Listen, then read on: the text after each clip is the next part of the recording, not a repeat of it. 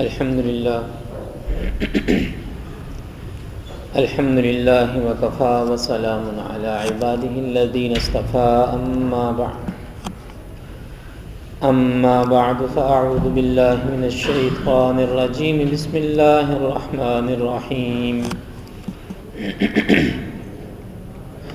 يا أيها الذين آمنوا لا تقدموا بين يدي الله ورسوله واتقوا الله إن الله سميع عليم صدق الله العظيم وصدق رسوله النبي الكريم اللهم صل على سيدنا محمد وعلى آل سيدنا محمد وأصحاب سيدنا محمد وبارک وسلم علیہ۔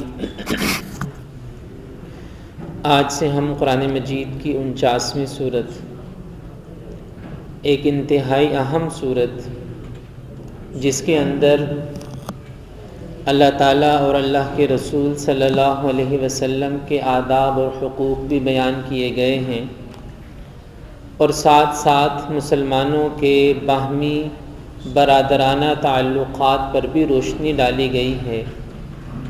معاشرتی زندگی کے آداب، سماجی زندگی کے آداب اس صورت میں انتہائی جامعیت کے ساتھ بیان کیے گئے ہیں۔ اس صورت کا آغاز کر رہے ہیں 26ویں پارے کی صورت سورہ حجرات۔ مدنی صورت ہے اور بعض روایات کے مطابق مدنی دور کی بھی جو آخری صورتیں ہیں ان صورتوں میں سے ایک ہے۔ اس میں 18 آیات ہیں اور 2 رکوع ہیں۔ اس سورہ مبارکہ کی جامعیت کا اندازہ اس بات سے لگائیں کہ قرآن مجید میں معاشرتی زندگی کے، سماجی زندگی کے جو آداب بیان ہوئے ہیں ان آداب کا خلاصہ اس سورت کے اندر آ گیا ہے۔ ایک انتہائی اہم تربیتی نصاب، ایک جامع صورت۔ اس کی پہلی آیت میں ارشاد باری تعالی ہے، یا ایھا الذین آمنوا لا تقدموا بین یدی اللہ ورسولہ واتقوا اللہ ان اللہ سمیع علیم۔ اے ایمان والو، اللہ اور اللہ کے رسول صلی اللہ علیہ وسلم سے آگے نہ بڑھو اور اللہ سے ڈرتے رہو، بے شک اللہ سننے والا اور جاننے والا ہے۔ لا تقدموا بین یدی اللہ ورسولہ، اللہ تعالیٰ سے اور اللہ کے رسول صلی اللہ علیہ وسلم سے آگے نہ بڑھو۔ اس بات کا مطلب یہ ہے کہ اپنی رائے کو ان کے فیصلے پر مقدم نہ کرو، اپنی خواہش کو، اپنی چاہت کو، اپنی سوچ کو، اپنی رائے کو قرآن و سنت پر مقدم نہ رکھو، بلکہ اپنی زندگی کو، اپنی رائے کو، اپنے فیصلوں کو قرآن و سنت کے تابع بنا کر چلو۔ قرآن و سنت کے تابع یعنی قرآن و سنت متبوع ہوں اور ہمارے فیصلے، ہماری رائے، ہماری سوچ اور ہمارا عمل یہ تابع، ہماری حیثیت تابع کسی ہے اور قرآن و سنت کی حیثیت متبوع کسی ہے۔ جہاں اللہ تعالیٰ کا فیصلہ آ گیا ہے، جہاں اللہ کے نبی صلی اللہ علیہ وسلم کا فیصلہ آ گیا ہے، سنت آ گئی ہے، اب مسلمان کے پاس یہ اختیار ختم ہو گیا کہ وہ اپنی مرضی استعمال کرے۔ اب اپنی مرضی استعمال نہیں کر سکتا۔ لا تقدموا بین یدی اللہ ورسولہ۔ نبی پاک صلی اللہ تعالیٰ علیہ وسلم نے جب حضرت معاذ بن جبل رضی اللہ تعالیٰ عنہ کو یمن بھیجا قاضی بنا کر، تو ان سے پوچھا کہ معاذ تم کس بنیاد پر فیصلہ کرو گے؟ جو تم وہاں فیصلے کرو گے ان فیصلوں کی بنیاد کیا ہوگی؟ حضرت معاذ بن جبل رضی اللہ تعالیٰ عنہ نے عرض کیا، میں اللہ کی کتاب میں دیکھوں گا، قرآن مجید میں دیکھوں گا۔ رسول اللہ صلی اللہ علیہ وسلم نے فرمایا کہ اگر کتاب اللہ میں نہ پاؤ، قرآن مجید میں اس فیصلے کا جواب تمہیں نہ ملے تو پھر کیا کرو گے؟ تو انہوں نے کہا کہ پھر میں اللہ کے رسول کی سنت کو دیکھوں گا، حدیث کو دیکھوں گا، سنت کو دیکھوں گا۔ نبی پاک صلی اللہ علیہ وسلم نے پوچھا کہ اچھا اگر سنت میں بھی اس کا جواب تمہیں نہ ملے تو پھر کیا کرو گے؟ تو عرض کیا کہ اجتہد برأیی، پھر میں اپنی رائے سے اجتہاد کروں گا، پھر اجتہاد کروں گا۔ تو یعنی اگر قرآن مجید میں یا حدیث میں مجھے اس کا جواب مل جائے گا تو بس فیصلہ ہو جائے گا، پھر مجھے غور و فکر کرنے کی، مجھے سوچنے کی ضرورت نہیں ہے۔ اگر قرآن و سنت میں اس کا جواب اگر مجھے مل جاتا ہے تو بس پھر کافی ہے، پھر میری رائے کیا معنی رکھتی ہے، میرا فیصلہ، میری خواہش، اس کی پھر کیا حیثیت ہے۔ بس یہ پوری زندگی کے اندر ایک مسلمان کا اصول ہونا چاہیے کہ جو نبی پاک صلی اللہ علیہ وسلم کا طریقہ ہے، سنت ہے، فیصلہ ہے، بس وہی ہمارے لیے حجت ہے، وہی ہمارے لیے معیار ہے، وہی ہمارے لیے کافی ہے۔ اور یہ اتنی بنیادی بات ہے، بظاہر تو یہ بات بڑی سادہ سی لگتی ہے، لیکن یہ بات دین و شریعت کی بنیاد ہے، اس کے بغیر دین نہیں ہے۔ جیسے بنیاد کے بغیر عمارت نہیں ہوتی، ایسے ہی اس اصول کے بغیر دین کچھ نہیں ہے۔ مثال کے طور پر ابھی ہم نے مغرب کی نماز پڑھی، 3 فرض پڑھے۔ 3 فرض اس لیے پڑھے کیونکہ رسول اللہ صلی اللہ علیہ وسلم نے 3 ہی فرض سکھائے ہیں، اب 2 بھی نہیں پڑھ سکتے، 4 بھی نہیں پڑھ سکتے۔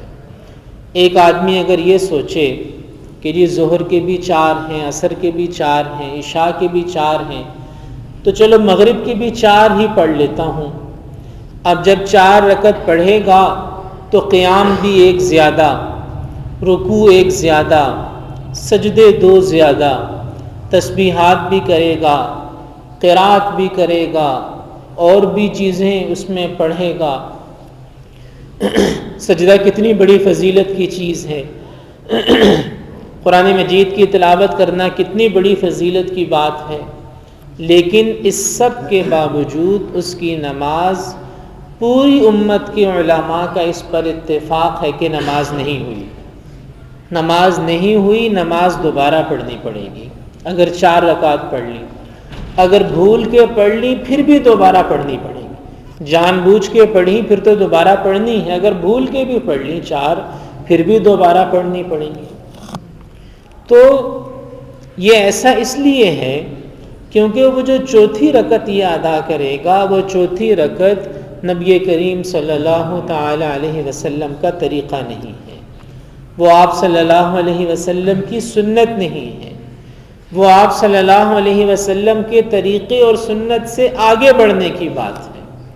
تو گویا اگر حضور صلی اللہ علیہ وسلم کے طریقے سے ہٹ کے عبادت بھی کرے گا، نماز بھی پڑھے گا، روزہ بھی رکھے گا، تو وہ بھی اللہ کی بارگاہ میں قابل قبول نہیں ہے۔ تو یہ تو اصولی بات ہے۔ حج کے اندر دیکھ لیجئے، حاجی حج کرنے جاتا ہے تو منا میں قیام کرتا ہے، وہاں سے چلتا ہے تو عرفات میں قیام کرتا ہے، عرفات سے نکلتا ہے تو مزدلفہ میں قیام کرتا ہے، پھر تھوڑی دیر کے لیے مسجد حرام جاتا ہے، خانہ کعبہ کا طواف، پھر واپس منا۔ اب یہ منا، عرفات اور مزدلفہ یہ بالکل ویران جگہیں ہیں، پورا سال یہاں کوئی بستی، کوئی آبادی نہیں، بلکہ مسجدیں بھی بند رہتی ہیں، صرف حج کے موقع پر وہاں کی مسجدیں کھلتی ہیں۔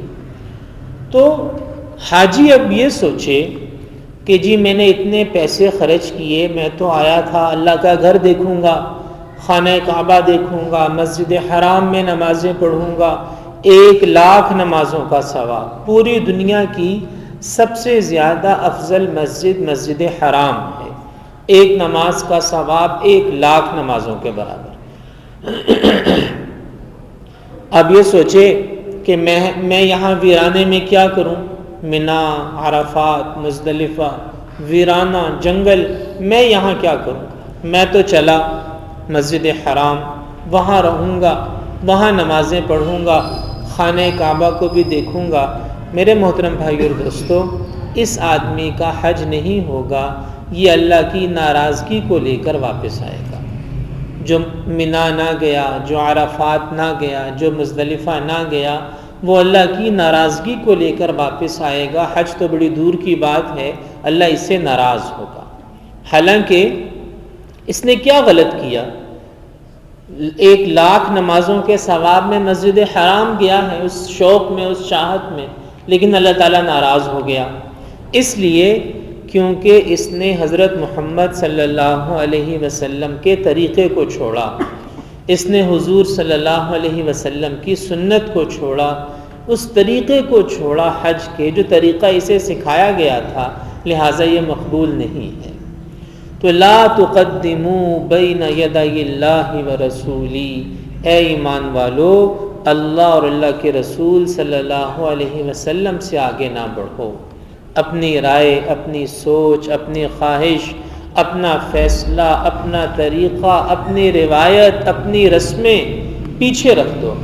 اللہ کے حکم کو دیکھو، اللہ کے رسول صلی اللہ علیہ وسلم کے طریقے کو دیکھو، واتقوا اللہ، اور اللہ سے ڈرتے رہو۔ یہ ہے طریقہ، یعنی اگر تم یہ چاہتے ہو کہ دین پہ عمل کرتے رہو تو دین پہ عمل کرنے کا طریقہ ہے اتقوا اللہ، تقوی اختیار کرو۔ جب تقوی آئے گا تو دین پہ خود بخود عمل ہوگا۔ جیسے ایک گاڑی کتنی ہی قیمتی کیوں نہ ہو، جب تک اس میں ایندھن نہیں ہوگا وہ گاڑی نہیں چلے گی۔ اسی طرح ایک آدمی کے دل کے اندر، اس کی روح کے اندر جب تک تقوی نہیں شامل ہوگا وہ آدمی دین پہ عمل نہیں کر سکتا۔ دین کی گاڑی چل نہیں سکتی جب تک زندگی میں تقوی نہیں ہوگا۔ اس لیے قرآن مجید میں سب سے زیادہ جس صفت کو اپنانے کا حکم دیا گیا ہے وہ تقوی ہے۔ جب تقوی آئے گا تو پھر دین پہ عمل ہوگا، پھر سنت سے محبت ہوگی، پھر معاملات درست ہوں گے، پھر معاشرت درست ہوگی۔ تقوی یہ وہ ایندھن ہے جو اس کی دین کی گاڑی کو چلائے گا۔ اب اس سورہ مبارکہ میں جو احکامات آ رہے ہیں ان سارے احکامات پہ عمل کرنے کا وظیفہ یہ ہے کہ دل کے اندر تقوی پیدا ہو جائے۔ لوگ پوچھتے ہیں اپنے بارے میں بھی، اپنی اولاد کے لیے بھی، جی کوئی ایسا وظیفہ ہو کہ بیٹا نماز پڑھنے لگ جائے، بیٹا تلاوت کرے قرآن مجید کی۔ تو ہر چیز کا وظیفہ ہم دے سکتے ہیں، لیکن نمازی بنانے کا کوئی وظیفہ نہیں ہے۔ تلاوت کرنے لگ جائے، اچھا انسان بن جائے، اس کا وظیفہ کوئی نہیں ہے۔ اس کا بس یہ اصول ہے کہ دل کے اندر اللہ کا ڈر پیدا کیا جائے، دل کے اندر تقوی ہو، خوف ہو۔ جب تقوی آئے گا، اللہ کا خوف آئے گا، ڈر آئے گا، تو سارے کے سارے دین پہ خود ہی عمل کرنے والا بن جائے گا۔ تو اس صورت میں چونکہ احکامات آ رہے ہیں تو اللہ نے پہلی آیت میں یہ فرما دیا کہ اتقوا اللہ، اللہ سے ڈرتے رہو، اور اللہ سے ڈرنے کا مطلب بھی بیان کر دیا۔ ان اللہ سمیع علیم، اللہ سے ڈرنے کا مطلب یہ ہے کہ تمہیں ہر آن ہر گھڑی یہ خیال رہے کہ میرا اللہ سننے والا اور جاننے والا۔ یہ ہے تقوی۔ اللہ سن رہا ہے، اللہ دیکھ رہا ہے، اللہ جانتا ہے، اس بات کے یقین کا نام تقوی ہے۔ ایک کیمرہ لگا دیں آپ گھر کے آگے تو آنے جانے والے محتاط ہو جاتے ہیں، جی کیمرہ لگا ہوا ہے۔ اب اگر اس کیمرے کے پیچھے تار نہ بھی ہو، خالی کیمرہ ہو، تو بھی گزرنے والا ڈر جاتا ہے، لو جی یہاں تو کیمرہ لگا ہے، حالانکہ اس کے پیچھے تار تو ہے ہی نہیں، خالی کیمرہ ہے، لیکن پھر بھی وہ محتاط ہو جاتا ہے۔ تو جب دل میں اللہ کا خوف آئے گا کہ اللہ دیکھ رہا ہے، میرے اعمال محفوظ کیے جا رہے ہیں، تو زندگی محتاط ہو جائے گی، پھر نماز پڑھنا آسان، نیکی کرنا آسان، اور گناہوں سے بچنا بھی آسان ہو جائے گا۔